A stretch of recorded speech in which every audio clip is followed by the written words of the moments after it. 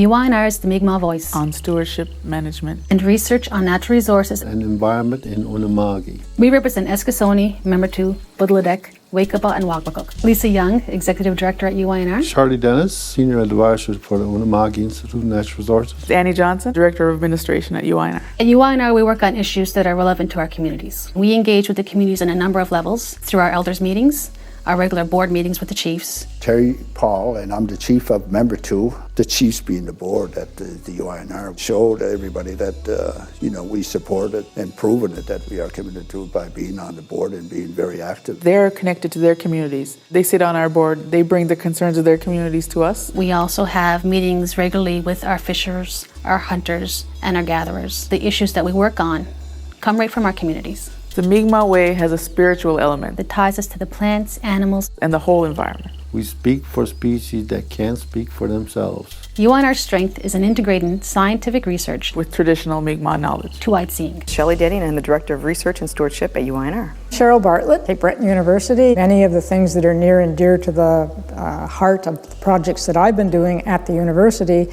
are shared by what UINR would like to see happen, and that's a coming together of the Aboriginal traditional knowledge and the Western sciences. A lot of our products have been developed around that idea. Lobster, for example, it's voluntary. It's things that you can do to help enhance lobster populations in the Brador. We've done work with eels, promoting Mi'kmaq traditional values and practices for eel conservation. With salmon right now, we're concentrating a lot on research. We're trying to do things together from what Elder Albert refers to as a two-eyed seeing approach. Two-eyed seeing implies or gently reminds us how interdependent and interconnected we are. It's a guiding principle of how we should live.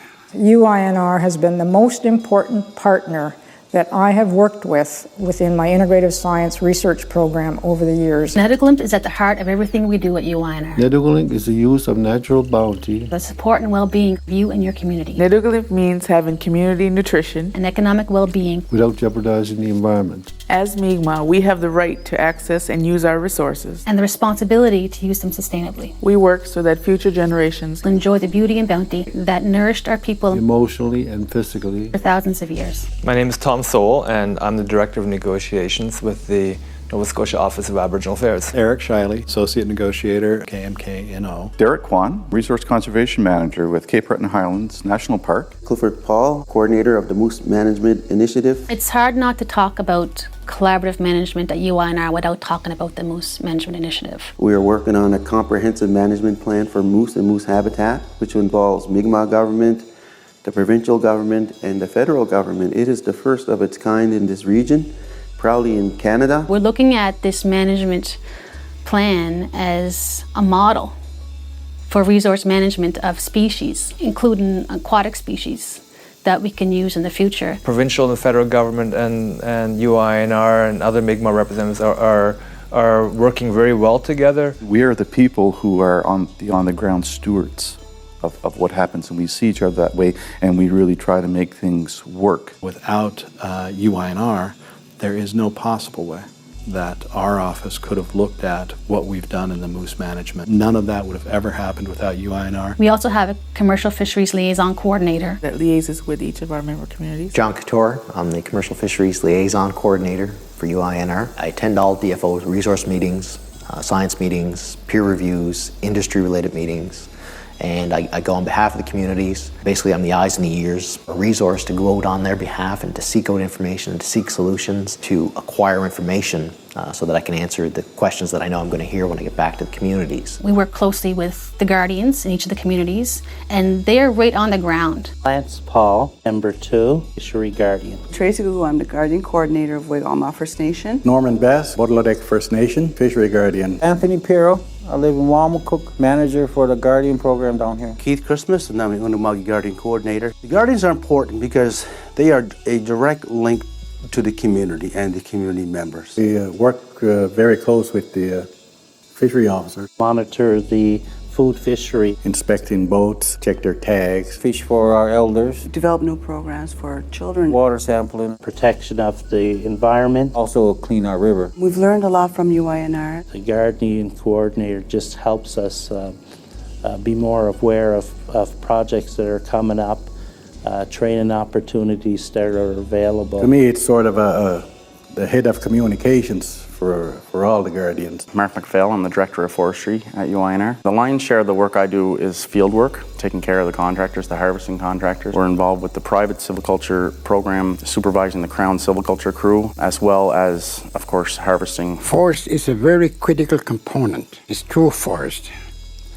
that not only provides us the clean air, the clean drinking water, and the fertile soil, but it also provides us food, dwelling, and medicines. One of the more significant projects UINR has been involved with is a Salmon River restoration project. We decided that we were going to go and we're going to plant Acadian species in these areas that were degraded. We went out over a 2-day period and we planted along the Margarine and Middle River. Lorraine Marshall, UINR. I do water quality. As a monitor, my activities include collecting samples in the field. She does water quality testing on it right here in our labs in Eskasoni. And what we test for is coliform bacteria. While I'm there, I also check to see that the chlorine is being put into the system. That information is uploaded to a central database at Health Canada. The job that I do is important because of safe drinking water within our communities. We take our responsibility for the natural environment seriously. Marine science research, Species management, forestry, water quality monitoring, and environmental partnerships are among our responsibilities. René Lavoie, Scientist Emeritus, Fisheries and Oceans Canada. Dan Christmas, I'm a Senior Advisor for Member 2. Chair Monroe, Nova Scotia Environment. Shelley Porter, one of the coordinators of the Bredor Lakes Collaborative Environmental Planning Initiative, the CEPI. UINR played a key role in the development of CEPI. We had to develop partnerships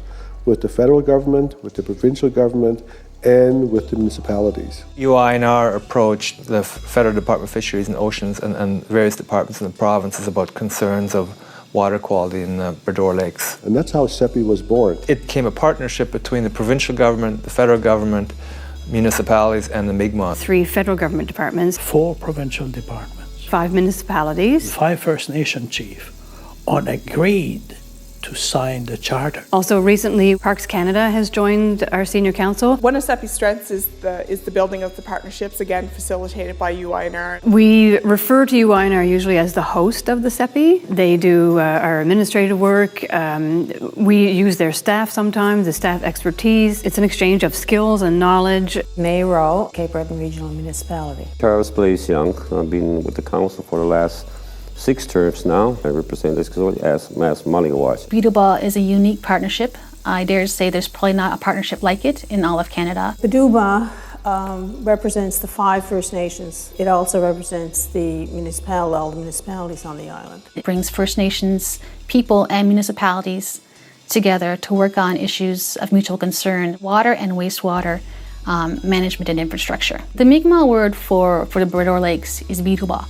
And what Biduba loosely translates is flowing into oneness. So it really describes how a watershed works. From an environment's perspective, there are no boundaries. But there are always opportunities to collaborate and to engage and to work with others. And I think both Biduba and CEPI and UINR, certainly with its partnerships, have brought to life that need to work together. UINR opened up the gates for me with CEPI, when Biduba.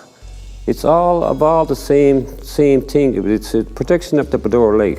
Lewis Hinks, I'm Program Director for the Atlantic Salmon Federation here in Nova Scotia. John Hart, I'm President of the Margarine Salmon Association, Director of the Nova Scotia Salmon Association, and one of the founding members of the CSI Cape Breton. CSI was developed from a willingness and a desire, I guess, and a need in some ways for First Nations and non-Aboriginal groups to work together for Atlantic salmon. It's allowed us to see things from First Nations perspective. We have tried to show them things from our perspective, and it's been a mutual education for everyone. Without a doubt in my mind that one of the biggest successes is the open lines of communications that we've developed through this. UINR has done a fantastic job over the years. Positive from my perspective. Education, cooperation, collaboration. One of our partnerships at UINR that's fairly new is with the Mi'kmaq Environmental Learning Center, or MILC. Nadine Lafort, I'm the Education and Outreach Coordinator with the Mi'kmaq Environmental Learning Center. MILC facilitates workshops. We often draw upon UINR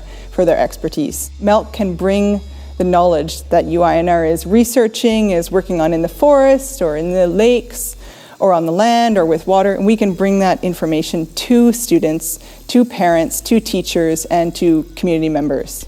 Parks Canada, Aboriginal Affairs and Northern Development Canada, Health Canada, Transport Canada, Environment Canada, the Provincial Department of Natural Resources, Nova Scotia Environment, the Nova Scotia Fisheries and Agriculture, Nova Scotia Office of Aboriginal Affairs, KMK, Cape Breton University, Nova Forest Alliance, Atlantic Salmon Conservation Foundation, CMM, DFO. They provide us our core funding. I'm Weldon Bone and I'm the Director of Communication at UINR. My job is to let people know about the great work we do here. We do that through our newsletter, the UINR Martin, which comes out quarterly, our website, uinr.ca, Facebook, Twitter, and a host of other videos, publications, maps, and reports. We do important work at UINR, and we want everyone to know about it. UINR gives us that collective voice of 5 First Nations. I believe it's a godsend to our people. I tell my friends, I go to work every day and I save the world. And what could be a more rewarding job than that?